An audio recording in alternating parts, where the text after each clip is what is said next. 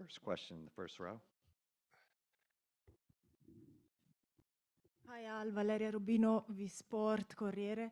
So finally, after 141 games in the playoffs, the dream comes true and you're here in the finals. I want to know how you live in this moment. Are you getting to taking it all in and enjoying, or the responsibility is too much and kicking in? Yes, very grateful, for God putting me in this position, and really excited about it.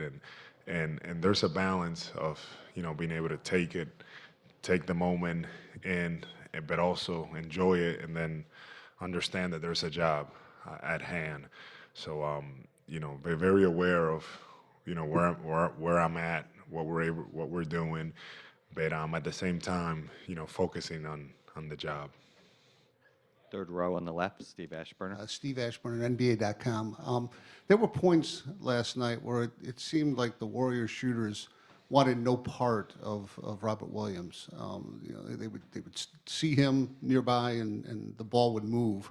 Normally, that strikes me as the kind of thing where rim protectors, 7-footers, those type of guys can elicit that. So what is it about Robert that at 6'8", he gets that reaction? And when he forces those extra passes, what does it mean for the other defenders on the floor? Yeah, Rob just changes everything, and it's great to see him being able to play and show what some of the things that he can do and how he can impact the game. Just his presence. People in the league, everybody, we all know each other, and the way that it is with him, he can affect shots. He's capable of blocking, jump shots. People are coming in the lane, they have to think about it, just because he's around there, and even in the perimeter, he's doing a good job getting out there and contesting. So it's just for me, I'm enjoying being able to watch him play and have some success. I know that he's obviously playing through a lot of stuff, and I'm just very happy to see him succeed right now. Second row on the right. Al, for you, on the play at the end where there was the scrum and everybody diving for the ball, can you describe what you saw in that? And then at the same time, when things start to get a little bit physical and with emotions are getting high, how do you kind of contain yourself to keep things from bubbling over, knowing that the stakes are high and what you could lose? Yeah, no, I just saw the loose ball, and I just try to make a play, and yeah, I understand, the type of moment, and I was continuing just to play the right way and play to win. Fourth row in the middle. Yeah. Coming back to the team after 2 years away, in terms of Jayson and Jaylen, how they interact on and off the court, have you seen anything different or noticed anything different in terms of either talking to each other, working with each other, and playmaking, things like that? I think the biggest thing is just an understanding, um, uh, with one another, and with our team and what we're trying to do. Both of those guys are very competitive, and it's it, it's great to be able to get some individual accolades and things like that. But I think those guys understand and get what it's about, and it's about the team, and it's about us figuring it out, making it work. And what I've seen from them is, to your question, is just an understanding of what's expected, what they need to do. There's been a lot of growth in that part. Well, I just think that we were all finding our ways pretty early on. They were both trying to figure it out in this league, how to play, how to be, and they were still, good, but they were still young. They didn't. I don't feel like they, they fully didn't understand everything, and I feel like this year it has come together for us. Fourth row on the right. Yeah, Dan Devine, The Ringer. Ime had talked about after game two, the struggles offensively. A lot of it was about spacing and the difficulty of finding a way to sort of unclench the offense. Obviously, a much better effort with that last night. Wondering what goes into kind of, figuring out how to unclench that between games, and what did you see that was successful in that regard last night? Yeah, I was encouraged by our guys being able to stay poised and we all were able to get to our spots that we needed to. And time and time again, Marcus, Jaylen, Jayson were making plays and put in positions to make plays. Um, uh, and we feel like that's what gives us the best chance, when we're organized and we're playing how coach wants us to play. First row on the right. If you can indulge me in a question in Spanish. Saludos, Al. Gerardo López de Cultura Sports. Tus compañeros te describen, todos son consistentes en que tú tienes un alto nivel de profesionalismo, preparación y disciplina.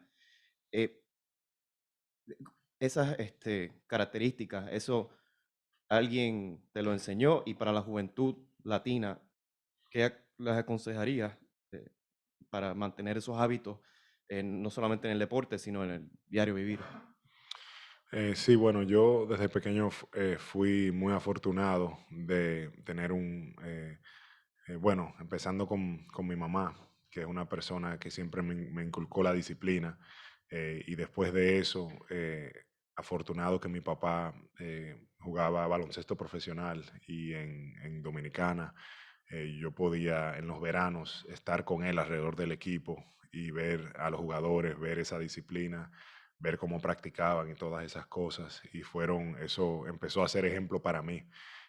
Y mientras he ido creciendo y madurando a través de los años, muchos entrenadores, muchas personas han sido clave para mí en parte de mi desarrollo, en esa parte del profesionalismo, de ser ejemplo. Y el consejo para mí, para los jóvenes más que nada, es que uno puede tener talento, pero hay que trabajarlo y hay que ser una persona respetuosa, hay que ser trabajadora, hay que entregarse al juego, y estar muy enfocado en las cosas que uno tiene que estar enfocado. El baloncesto, hay muchas otras cosas, muchos distractores, pero la realidad es enfocarse en mejorar, en continuar preparándose. Es algo que tiene que ser un estilo de vida. Así es que yo lo describo, tiene que ser tu estilo de vida, eso es lo que tú eres y desarrollarlo. Y mientras más jóvenes los muchachos puedan hacer eso, yo siento que eso les va a ayudar mucho más. We're going to take two more questions. Fifth row in the middle. Hi, Al. Tara Sullivan from the Boston Globe. I've enjoyed when you talk about your family and how much they've enjoyed this journey to your first NBA Finals. I wanted to ask just specifically about your brother, John, and his aspirations now in his career, just kind of what you think of that. And I know he said he's coming to this game, just what you think of what his aspirations are in politics. Yeah, I think it's great. My brother is someone that's caring. He cares for the community. He wants to have an impact in a positive way, and for me, I'm just really glad that he's taken this step. It's a lot of work. He's found that it's a lot of work. That line. I could never do anything like that. But he's very committed to it. He wants to make a difference in this world, and in my family, we're excited to watch him as he grows in this path that he has chosen. Last question to Mark Murphy, third row on the right. Mark Murphy, Boston Herald. Hale. You guys have been very good, obviously, at responding after losses, especially on the road. Right now, at home, you have a chance in really building advantage. That's a situation you guys haven't always responded well to. What do you have to do to get over that kind of a hump? Yeah, that's a fair question. For us, it's we have to be able to have that focus, to really focus in on the game, understand that just because we're at home doesn't mean anything. And I feel like in the past, we felt like, oh, we're home, we'll be fine, type thing. And our focus level needs to be very high, and understanding, that it's gonna be a hard game. So that has to be the mindset going in, and I believe that that's the type of effort that we're gonna get from our group tomorrow, a very focused and determined group. Thank you, Al. Marcus